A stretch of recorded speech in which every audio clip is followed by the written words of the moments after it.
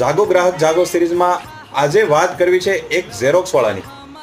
ઘટના છે ઓરિસ્સાની. ઓરિસ્સામાં એક વ્યક્તિ ફોટોકોપી એટલે કે ઝેરોક્સ કરવા માટે ઝેરોક્સવાળાની દુકાને જાય છે અને આપણને ખ્યાલ છે કે એક ઝેરોક્સના સામાન્ય રીતે 2 રૂપિયા ચાર્જ કરવામાં આવે છે. એટલે એ એક ઝેરોક્સ કરાવે છે અને દુકાનદારને 5 રૂપિયા આપે છે.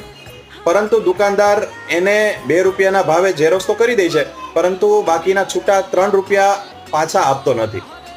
એ ગ્રાહક દુકાનદાર સાથે માથાકૂટ કરે છે, એની પાસે છૂટા રૂપિયા માગે છે, પરંતુ એ ઘણી બધી માથાકૂટ કરવા છતાં પણ દુકાનદાર એને પૈસા પાછા આપતો નથી.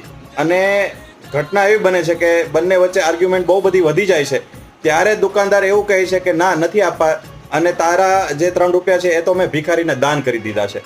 તો આ વસ્તુને ધ્યાનમાં લઈ અને ગ્રાહક છે એ કન્ઝ્યુમર ફોરમમાં જાય છે, કન્ઝ્યુમર કોર્ટમાં એની વિરુદ્ધ કેસ કરે છે. અને આપને